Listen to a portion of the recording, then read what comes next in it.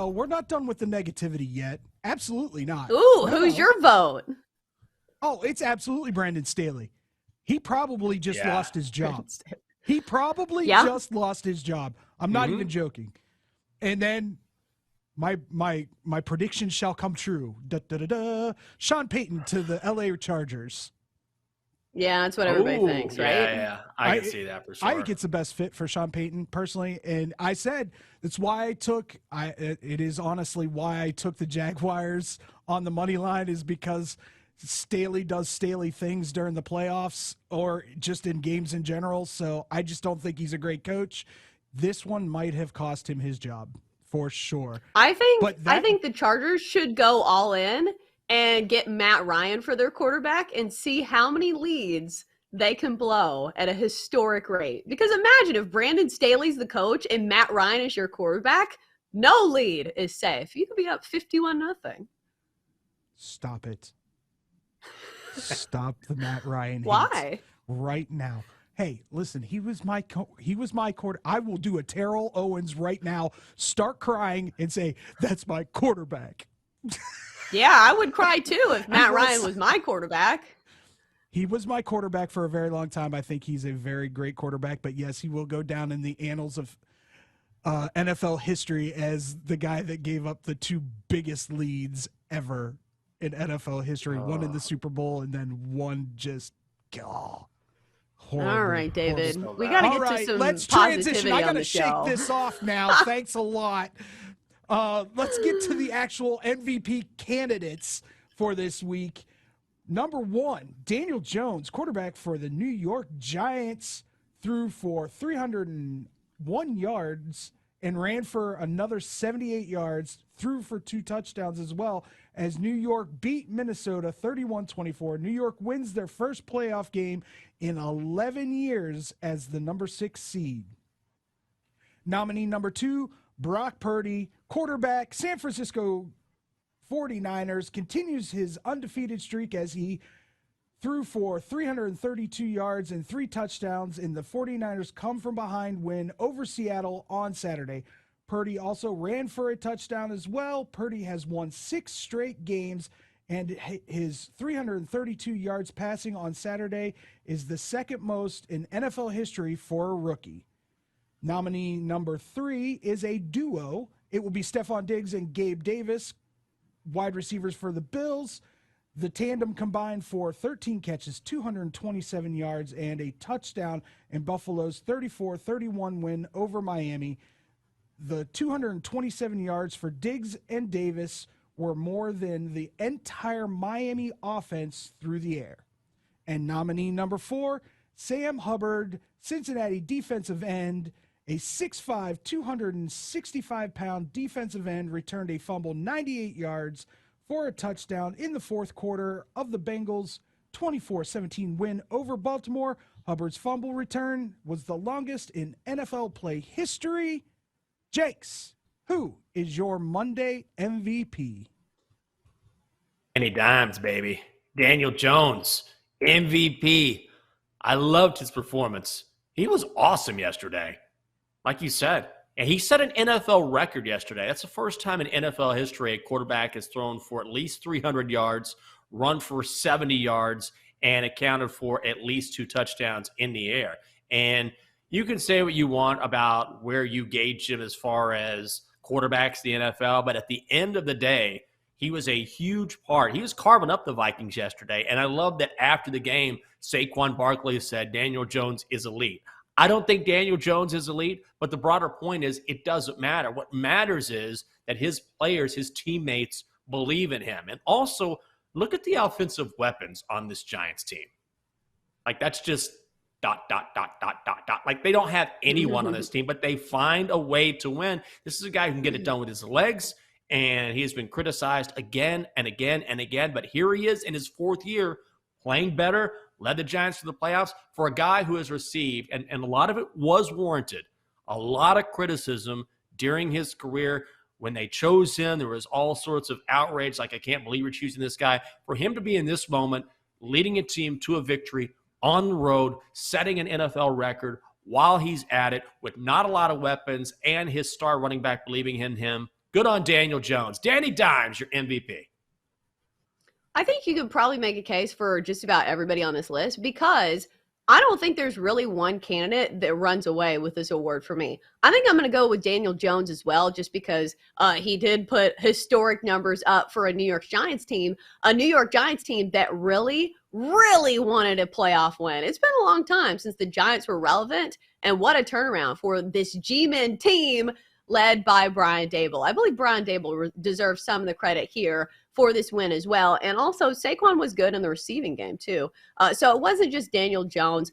I think the asterisk on Brock Purdy is that if you watch this game and you watch some of the catches, these players that he has on the offense are doing a ton of the work after the catch. Because if you look at Deebo Samuel this postseason, he has 133 yards receiving and 111 yards after the catch. So it's not like Brock Purdy is like heaving these balls down the field. It's like his weapons are doing some of the work for him. So yes, I think he deserves to be in this conversation simply because he is a rookie making his first postseason start and looked amazing and helped his team win. But still, I think there is a small asterisk there. So I'll go with Daniel Jones, but we do need to shout out Sam Hubbard. What a play from the Cincinnati defensive end, because wasn't this the play that really turned the game for the Bengals in that win over the Ravens? I think it was. So I think it's Daniel Jones with a slight nod to Sam Hubbard. I would agree with the Daniel Jones thing, but I'm going off book here. I'm going Brian Dable is my MVP for this weekend. What coach can you say has done more with less than Brian Dable? This is an amazing coaching job. He has taken Daniel Jones, who everyone thought was a complete bust, and turned him into, I wouldn't say an elite quarterback, but has at least taken that next step to above average quarterback, which you couldn't say in the first 3 years. So to come up with the game plan, to beat Minnesota, to go out and hire Ron Winkler, unbelievably smart. And Baltimore is just absolutely kicking themselves for letting him go. So for me, it's Brian Dable. Yeah, I think I was kind of on that train as well. How it's kind of like a team effort for a lot of these. And speaking of coaching, do we think Doug Peterson deserves some credit for keeping his team in this game in which nobody thought that the Jags were going to win? Like, I know the Chargers are going to charger, but still, it took a ton of resolve and a ton of, just to put it blankly, coaching to keep his team in this game. So also props to Doug Peterson for keeping his team mentally around in this game and doing the plays to little by little chip away at this lead and eventually win the game. I mean, you could also go Trevor Lawrence too, honestly. Well, he threw 4 picks. So I feel like those numbers alone, can you give MVP to somebody who throws 4 picks? Yes, you can. Because they get starting from half. How many quarterbacks? Let me ask you this. How many quarterbacks in the NFL could be down 27 points, throwing 4 interceptions, and then find a way to come back to win? I mean, seriously, I understand when you take a step back, you say, oh, he threw 4 picks. Yeah, but in that second half, Trevor Lawrence was a guy who came back and performed in a way that not many quarterbacks anywhere in the NFL could do. And I understand it was against the Chargers, but if you watch that second half, I mean, it was laser after laser after laser after laser. And the fact that he did not quit, to me, speaks to a guy who has all the confidence in the world. To be able to turn it around in one game like that is a rare thing. So I understand you focus on the 4 picks, but if you look at where he started versus where he finished, I think you can make a strong case for Trevor Lawrence. No, I think he might get Comeback Player of the Weekend award. But imagine this. If somebody's handing out the NFL MVP award and they're saying, well, Dak had 15 interceptions, the first few games of the year, but he really turned it down the stretch. No, the picks are too glaring for me. I cannot give the award to somebody who threw 4 interceptions because part of the deficit that they were in were attributed to him. Yeah, I mean, I I'd agree agree. with that. It's just that being able to pull yourself out of that is MVP stuff. How many people Yeah. can throw? If Skylar Thompson throws 4 picks, he's not throwing 4 touchdowns and leading his team back.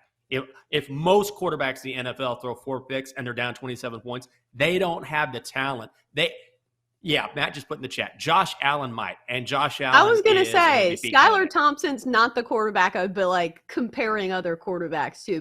But that's exactly if my Skylar point. Thompson can't do it. No, I'm saying He's that most MVP. quarterbacks, that's it. That's a death sentence for majority of the quarterbacks in the NFL. Even the best quarterbacks.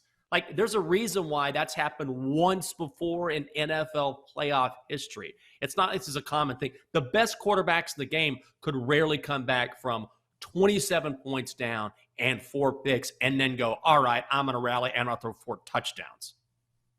Yeah, but imagine if you're Brock Purdy, who has like basically a perfect game for San Francisco and a blowout win, and you hear us talking, and they're like, they gave it to Trevor Lawrence? Are you kidding me? Yeah. The guy But look that at his had team 4 around him. picks, it doesn't make sense. His team is exponentially better than the Jags. If Trevor Lawrence had that team around him, forget about it.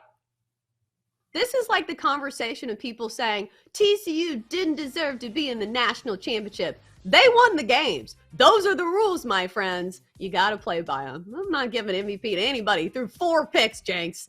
All right.